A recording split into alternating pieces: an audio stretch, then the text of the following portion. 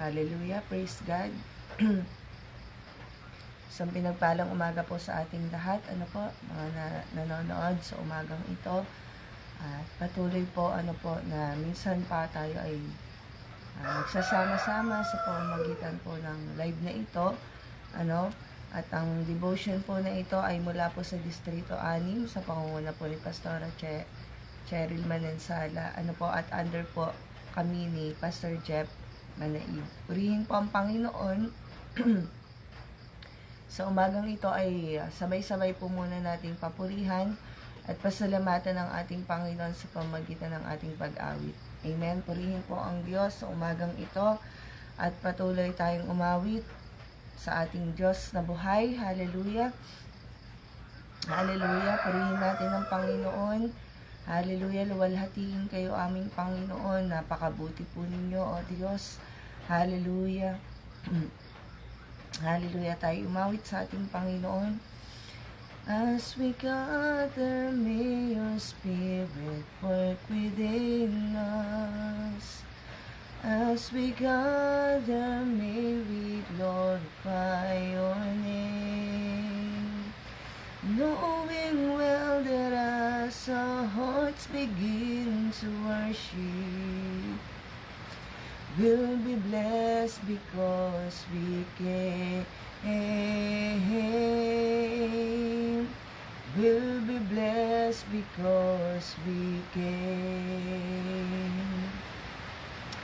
As we gather, may your Spirit work within us. As we gather, may we glorify your name. Knowing well that as our hearts begin to worship, we'll be blessed because we came. We'll be blessed because we came. The steadfast love of the Lord never ceases. His mercies never come to an end. They are new every morning, new every morning. Great is thy faithfulness, O Lord. Great is thy faithfulness. The steadfast love of the Lord never ceases. His never come to an end. They are new every morning, new every morning. Great is thy faithfulness, O Lord. Great is thy faithfulness. They are new every morning, new every morning. Great is thy faithfulness, O Lord. Great is thy faithfulness. Great is thy faithfulness. Hallelujah. Hallelujah, hallelujah. Salamat Panginoon sa umagang ito. Hallelujah. Hallelujah. Masumpungan niyo kami palagi, O Diyos, sa umagang ito, Panginoon, ang iyong padakilaan. Hallelujah. At patuloy, O Diyos, sasamahan niyo po kami sa umagang ito. Panginoon, minsan pa, ako po ay sumasamo sa inyo. Samahan niyo po ng inyong presensya, ng inyong banal na dugo, Panginoon. Ang aking mga labi ay muli niyo pong gamitin para sa inyong kaluwalhatian at dakilang Diyos. Patuloy na makapag-aral po kami na may maayos na connection sa amin pong mga Wi-Fi, Lord, o sa aming mga data, Lord God, patuloy na anumang interruption, Panginoon, ay hindi po makapangyari. Dakilang Diyos, wala po kami magagawa kung wala pong pagsama ninyong Espiritu sa umagang ito. Hindi po sa inyo po ako nagtitiwala at umaasa sa makapangyarihang pangalan ng aming Panginoong Jesus. Amen and amen. Purihin po ang Diyos sa umagang ito at minsan pa ay mag-aaral po tayo ng kanyang mga salita. Ano po? Hallelujah. Na mababasa po natin sa aklat po ng Lucas chapter 2 verse 8 to 20. Hallelujah. At sabi po dyan, ano po? Lucas chapter 2 verse 8. Sa lupain ding iyaon, ay may mga pastol na nasa parang, nagpupuyat sa pagbabantay ng kanilang mga tupa. Biglang lumitaw sa harapan nila ang isang anghel ng Panginoon at lumaganap sa paligid nila ang nakasisilaw na kaningningan ng Panginoon. Natakot sila ng gayon na lamang, ngunit sinabi sa kanila ng anghel, huwag kayong matakot. Ako'y may dalang mabuting balita para sa inyo na magdudulot ng malaking kagalakan sa lahat ng tao, sapagkat isinilang ngayon sa bahay ni David ang inyong tagapagligtas, ang Kristong Panginoon. 12. Ito ang palatandaan. Matatagpuan ninyo ang isang sanggol na nababalot ng lampin at nakahiga sa sabsaban. Biglang lumitaw sa tabi ng anghel ang isang malaking hukbo ng kalangitan na nagpupuri sa Diyos. Papuri sa Diyos sa kaitaasan at sa lupa'y kapayapaan sa mga taong kinalulugdan niya. Nang makaalis na ang mga anghel pabalik sa langit, ang mga pastol ay nag-usap-usap. Tayo na sa Bethlehem. Tingnan natin itong ibinalita sa atin ng Panginoon. At nagmamadali silang lumakad at nakita nila sina Maria at Jose at ang sanggol na nakahiga sa sabsaban. Kaya't sinaysay nila ang mga sinabi ng anghel tungkol sa sanggol na ito. At nagtaka ang lahat nang nakarinig sa sinabi ng mga pastol.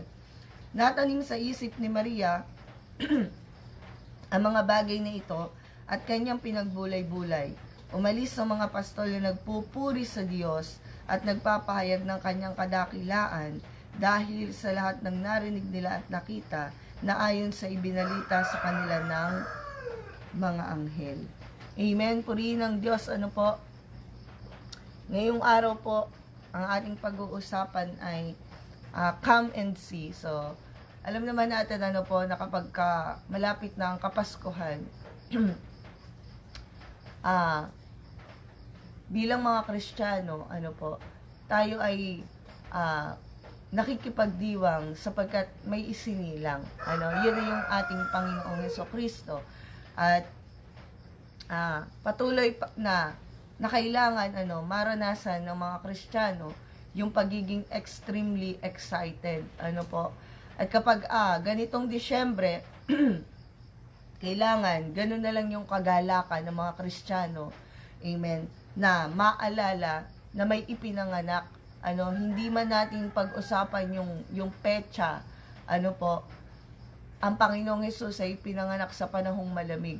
At hindi na natin kailangan pagtalunin yung date kung kailan siya ipinanganak. Ang mahalaga sa atin na mga Kristiyano, nalalaman natin na merong isang Diyos, na merong isang tagapagligtas na ipinanganak sa araw ng Kapaskuhan. At ito yung nangyari, come and see. Yung ginawa ng mga anghel, ng mga pastol, ay hinanap nila, yung tagapagligtas, at nakita nila kung sino ba ito. Amen. At mga kapatid, sa panahon natin ngayon, marami pa rin yung nagkakamali ng dapat nilang unahin. We are extremely excited dapat, mga kapatid, bilang mga Kristiyano, na ang Kapaskuhan ay kaarawan ng ating Panginoong Hesukristo. Amen. At ngayon, marami nga pong namamali, at ang ninanasan nila, lalo na po yung mga hindi Kristiyano o yung mga kamag-anak pa natin na hindi pa talaga ganun kalalim yung relasyon sa Panginoon, ay mas nagkakaroon ng panahon na kapag pasok ng Disyembre, amen, kailangan may bago akong damit, amen, kailangan bago lahat, amen, mula taas hanggang paa, kailangan bago lahat, kasi mas nagkakaroon siya ng excitement na magkaroon ng bago, at nagkakaroon ng excitement na magkaroon ng mga masasarap na pagkain pagdating ng Noche Buena. Amen. At nagiging masaya kasi tatanggap ulit ako ng mga pagpapala, ng regalo, ng pera. Amen. Mga kapatid, yun yung nakakalungkot sa panahon po natin ngayon, lalo't hindi Kristiyano. Kaya po may mga mahal tayo sa buhay, kailangan maliwanagan po sila.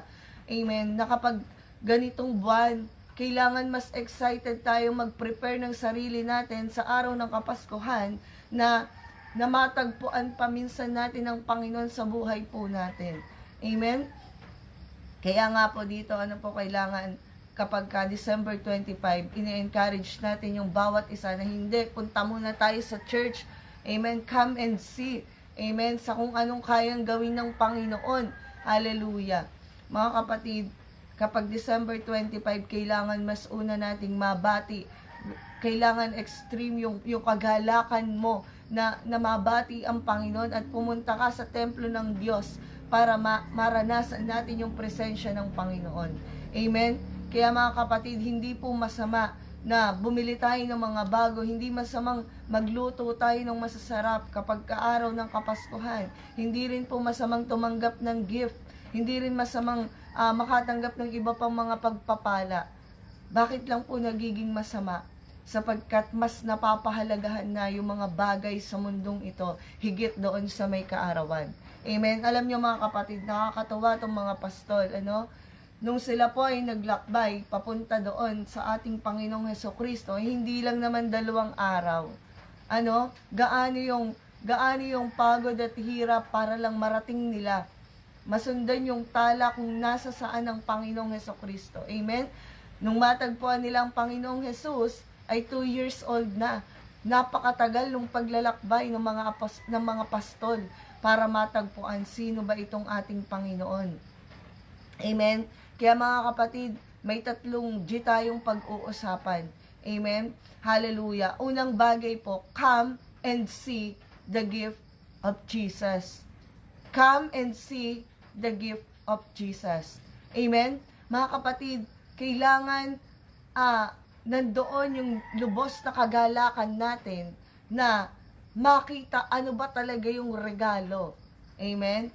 At kapag tayo, nakakatanggap tayo ng mga regalo, we are excited, nabuksan ito. Amen? At mga kapatid, dapat mas higit pa doon yung excitement dahil si Jesus yung nakilala natin at ipinanganak sa araw po ng Kapaskuhan. Amen? Sabi nga sa verse 9, nung binasa natin kanina, sabi po dyan,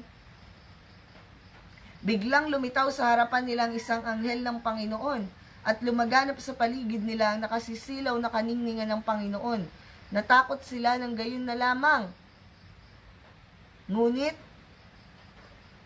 sinabi sa kanila ng anghel, huwag kayong matakot, ako'y may dalang mabuting balita para sa inyo na magdudulot ng malaking kagalakan sa lahat ng tao. Ito po yung sinasabi, na regalo. Hindi lang sa isang tao, kundi, sabi dyan, all people. Amen? Hallelujah. Mga kapatid, sabi pa dyan, huwag kang matakot. Mga kapatid, minsan, natatakot tayo na harapin yung Pasko kasi wala tayong bagong damit, natakot ako kasi baka dumating yung mga kamag-anak ko, wala akong ipakain, mga kapatid, hallelujah, ang Diyos nagpo-provide siya sa lahat ng bagay, pero hindi yung kailangan nating pag-ukulan. Hindi tayo dapat matakot dun sa mga bagay na nangyayari sa buhay po natin, sapagkat ang Diyos ang tanging nakakaalam ng lahat ng bagay. Unang G, yung gift. Ang totoong gift na binigay sa atin ng Diyos ay magkaroon tayo ng kagalakan sa lahat ng sitwasyon ng buhay po natin. Amen? Hallelujah. Kagalakan na makita mo, sino ba talaga yung Diyos? hallelujah, na makapangyarihan sa lahat. Come and see the gift of Jesus. Sabi dyan, don't be afraid. Amen? Marami tayong kinatatakutan sa buhay na ito. Marami tayong alalahanin. Amen? Marami tayong kailangan dapat unahin. Pero mga kapatid, pag ang Diyos ang kumilos, huwag tayong matakot. Amen? Hallelujah, naharapin yung mga bagay. Hallelujah, na pinagdadaanan po natin sa buhay nito. Sapagkat may pinanganak para makita natin yung dakilang bagay na kayang gawin ng Diyos sa buhay po ng bawat isa po sa atin. Amen? At pangalawang bagay na ating pong pag-uusapan ay come and see. Pangalawang G po, come and see the greatness of Jesus. Amen? Marami po mga kapatid, hindi na nakikita yung talagang kadakilaan ng Panginoon. Amen? Kaya po may ipinanganak na Panginoong Hesukristo sa buhay po natin para makita natin yung mga dakilang bagay. Amen? Na parang sa tingin natin ay hindi yung mga imposible bang bagay. Pero dahil dakila yung Diyos natin, kaya niyang magpakita ng mga kahimahimalang bagay na parang hindi natin inaasahan. Amen? Sabi dyan sa verse 11 na binasa po natin kanina, sapagkat isinilang ngayon sa bayan ni David ang inyong tagapagligtas, ang Kristong Panginoon. Amen po? Tang sabi dyan, ito ang palatandaan na matatagpuan ninyong isang sanggol na nababalot ng lampin at nakahiga sa sabsaban. Hallelujah! Biglang lumitaw sa tabi ng anghel ang isang malaking hukbo ng kalangitan na nagpupuri sa Diyos. Papuri sa Diyos sa kaitaasan at sa lupa'y kapayapaan sa mga taong kinalulugdan niya. Kailangan makita natin gaano ba kadakila ang ating Panginoon. Hallelujah! In the city of David, a Savior was born for you. Amen? May ipinanganak na Panginoong Hesukristo para sa iyo at para sa akin. Para sa ating lahat. Amen? Kaya nga na magdudulot sa atin ng kagalakan. At mga kapatid, hallelujah, kailangan makita natin, hindi lang ngayon, kundi sa bawat araw ng buhay po natin. Dakila po ang Diyos na pinaglilingkuran natin. Siya ay hindi nagkukulang. Siya ay hindi siya nawawala. Sa buhay po ng bawat isa sa atin. Tayo ang magpapatunay, lalo tayo ng mga matatagal na sa pananampalataya. Kailangan mapatunayan sa buhay po natin na dakila nga po ang Panginoon. Amen? Na sa kahit na anong pinagdadaanan, sa kahit na anong sitwasyon na meron po tayo, may Diyos na ipinanganak, may Panginoon na ipinanganak sa sabsaban para makita natin yung kanyang kadakilaan. At hindi siya ipinanganak para sa wala lang. Amen? At alam kong naiintindihan na ninyo ito, mga anak ng Diyos, mga Kristiyanong matagal na sa pananampalataya. Pero mga kapatid, ito ay isang paalaala na yung mga mahal natin sa buhay na hindi pa nauunawaan gaano ba kadakila ang ating Diyos na pinaglilingkuran. Amen? Mga kapatid, kahit yung hallelujah, kailangan makita sa atin yung pag nakita mo, sa paglapit mo sa Panginoon, nakita mo ang Diyos, nandoon yung pagpupuri mo. Amen? Nandoon yung talagang walang makasasaway sa iyo sa pagpupuri mo sa Panginoon. Kasi extremely excited ka na masamba ang Panginoon. At ganun yung nangyari, nung makita ng mga pastol, ang Panginoong Hesukristo, sila po ay sumamba at nagpuri. Amen? Hallelujah, nagpuri sila sa Panginoon. Hallelujah. At mga kapatid, marami sa atin ngayon na kapag matindi na yung pinagdadaanan, hirap nang magpuri sa Panginoon. Come and see. Amen? Makikita natin yung kadakilaan po ng Panginoon. Pangatlong bagay, come and see. Pangatlong G, come and see the glory of Jesus. Makikita natin yung kaluwalhatian ng Panginoon. Amen? Lumapit tayo sa Panginoon at makikita natin yung kanya pong kaluwalhatian. Amen? Yung glory ng Diyos ay bababa sa atin at yun ay magmamanifest sa bawat isa po na nananampalataya at sumasamba sa ating Panginoong Hesukristo. Sabi nga po sa verse 15, nang makaalis na ang mga anghel pabalik sa langit, ang mga pastol ay nag-usap-usap, tayo na sa Bethlehem. Tingnan natin itong ibinalita sa atin ng Panginoon, at nagmamadali silang lumakad at nakita nila sina Maria at Jose at ang sanggol na nakahiga sa sabsaban. Kaya't sinabi ng anghel tungkol sa sanggol na ito. At nagtaka ang lahat ng nakarinig. Sinabi ng mga pastol, natanim sa isip ni Maria ang mga bagay na ito at kanyang pinagbulay-bulay. Amen? Mga kapatid, nakita yung glory ng Diyos. Hallelujah. Hallelujah. Mga kapatid, hallelujah. Meron po ba dito sa atin, sa buhay natin bilang mga Kristiyano, nakita na po ba yung glory ng Diyos sa buhay po natin? Sa pamumuhay po natin, ay nakita na ba yung glory ng Panginoon? Hallelujah. At sasabihin mo doon sa mga mahal mo sa buhay na hindi pa nakakakilala sa Panginoon, tara, pumunta tayo sa gawain ng Diyos at makikita nyo yung kaluwalhatian ng Panginoon. At hindi sila mag-aatubili na sumama sa iyo sapagkat ikaw mismo nakita nila na sinasamahan ka ng kapangyarihan ng Panginoon. At yung Diyos na pinaglilingkuran natin, makikita rin nila yung kaluwalhatian ng Panginoon na siyang bumago, na siyang kumilos sa buhay po natin. Amen? They wanted to go and see. Amen? Kailangan meron tayong pagnanasa na pumunta sa gawain ng Panginoon. Amen? Mga kapatid, kaya nga kagabi, habang nanonood po kami ng revival, sabi nga ng Pastor Joseph doon, ay marami ngayon hindi na excited pumunta sa church. Alam niyo po yun, mas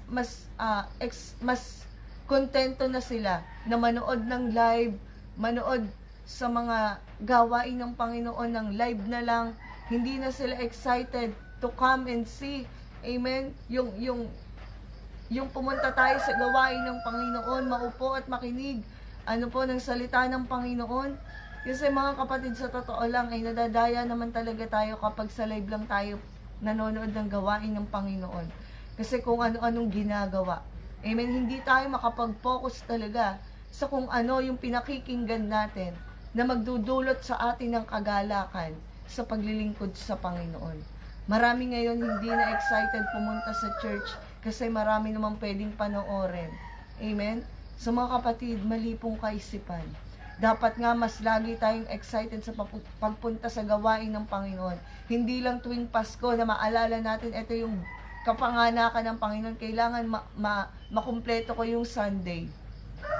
Kasi excited ako. Hindi araw-araw, kailangan yung biyaya ng Panginoon makita natin. Kailangan, itong 3G ay makita. Come and see the gift of Jesus. Amen? Come and see the greatness of Jesus Christ. Come and see the glory of Jesus. Mga kapatid, hallelujah. Marami ngayon nakakalungkot, mas marami na ang pinapahalagahan ang mundong ito. Mas marami, sabi nga redeeming the time, kagaya ng sinasabi ng Pastor Joseph nung unang gabi ng revival, malapit nang bumalik ang Panginoon. Kailangan maipaisip at maipaalala natin sa mga mahal natin sa buhay na may ipinanganak na tagapagligtas at kailangan nating gumawa sa ubasan ng Panginoon at kailangan makita ng mga mahal natin sa buhay na totoo ang Diyos na pinaglilingkuran po natin. Amen? At kailangan yung mga bata, mga bagong sibol ngayon, ipamuhay na natin sila ng may kabanalan sapagkat malapit nang bumalik ang Panginoon. Amen? Kailangan makita na sa atin ano ba yung totoong paglilingkod sa Panginoon. Nakikita pa ba yung glory ng Diyos sa atin? Amen? Baka mamaya hindi tayo aware, amen, ay hindi na pala kalugod-lugod sa Diyos yung ginagawa po natin. Amen? So mga kapatid, come and see kung ano pa yung kayang gawin ng Diyos sa buhay po natin. Tulungan natin yung mga sarili po natin na maging banal sa harapan ng Panginoon. Amen? Di bali na pong maging OA sa pagiging banal sa harapan ng Panginoon. Makita lang yung kapangyarihan ng pagkilos ng Diyos sa atin. Amen? Mga kapatid, kagaya po ng mga pastor, hindi na sila bumalik kay Herodes. Hindi na sila bumalik dun sa dati nilang pamumuhay. At lumalakad sila sa katwiran ng Panginoon. Hallelujah, mga kapatid. Ang Diyos po palagi ang mataas sa buhay po natin. At hindi yung mga bagay na gawa ng sanlibutan ito na parang sa tingin natin magiging masaya yung mga taong makakakita nito kung hindi naman nakalugod-lugod sa Panginoon. Amen. Purihin po ang Diyos. Sa umagang ito tayo po ay manalangin. Hallelujah. Hallelujah. Come and see the wonderful gift of Jesus Christ. Hallelujah. Tayo po ay manalangin. Namang Diyos sa makapangyarihan sa lahat. Hallelujah. Alam namin na ang Kapaskuhan, Panginoon, ito yung araw kung saan, o Diyos, ipinanganak ang tagapagligtas at kayo ang aming Panginoong Jesus. At tulungan nyo kami na hindi kami mamali, Panginoon, sa aming pong mga ginagawa. Tulungan nyo kami na maging karapat-dapat kami sa inyong paningin. Panginoon, kung paano, O Diyos, na nilagay nyo sa aming mga puso, inyo pong kapangyarihan. Tulungan nyo kaming magawa namin yung karapat-dapat po para po sa inyong harapan. Maraming salamat, Ama. Lord, gawaran niyo po ninyo masaganang biyaya at pagpapala ang bawat isa na kasama namin sa devotion na ito. Tulungan niyo po sila, Panginoon, sa maghapon na ito. Lord God, ay palakasin niyo, Panginoon, at patuloy na gawaran ng inyong biyaya at pagpapala. Salamat, Ama. Sa inyo po kami nagtitiwala at umaasa. Ito po ang aming samot na langit sa pangalan ng Panginoong Jesus. Amen and amen. Purihin po ang Panginoon. Mapagpalang araw po sa ating lahat. Tapos na po ang ating gawain. God bless po sa ating lahat.